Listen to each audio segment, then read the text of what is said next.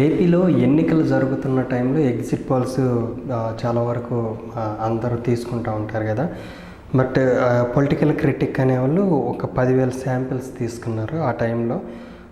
ఈ 10,000 శాంపిల్స్లో టీడీపీ అలయన్స్కి 39%, వైఎస్ఆర్సీపీకి 58% అనమాట. బట్ కాకపోతే ఇక్కడ వచ్చేసరికి huge number of women's vote కానీ ఓల్డ్ ఏజ్ హోమ్ ఓటింగ్స్ కానీ వీళ్ళు పోలింగ్ స్టేషన్స్ దగ్గర అత్యధికంగా కనిపించారనమాట. బట్ దీని ప్రకారం చూసుకుంటే టీడీపీ జనసేన అంటే వాళ్ళు కొన్ని పాయింట్లు కూడా మెన్షన్ చేశారు అంత ఓట్ షేర్ డిఫరెన్స్ రావడానికి.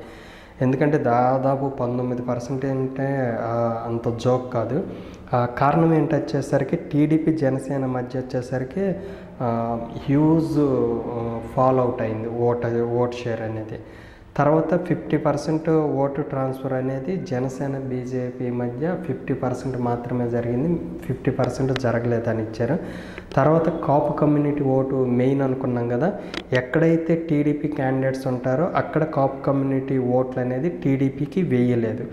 తర్వాత టీడీపీకి ట్రెడిషనల్ ఓటుగా చెప్పుకునే బీసీ ఓటర్స్ ఉన్నారు కదా, ఈ ఓటర్స్ ఈసారి మళ్ళీ అంటే 2019లో అందరు వేస్తేనే కదా అంత మెజారిటీ వచ్చింది. ఈసారి ఈ బీసీ కమ్యూనిటీ ఓట్లు మొత్తం వైసీపీకి టర్న్ అయిందని ఇచ్చింది. తర్వాత వచ్చేసరికి ఈ ఉమెన్ ఓటింగ్ కానీ ఓల్డ్ ఏజ్ ఓటర్స్ కానీ మేజర్ ఓట్లు వచ్చేసరికి వైఎస్ఆర్సీపీకి వేసారని ఇచ్చారనమాట. బట్ దీని ప్రకారం చూసుకుంటే కంపల్సరీగా వైఎస్ఆర్సీపీ మళ్ళీ ప్రపంచం అన్నట్టు ఈ రిపోర్ట్ ఉందన్నమాట.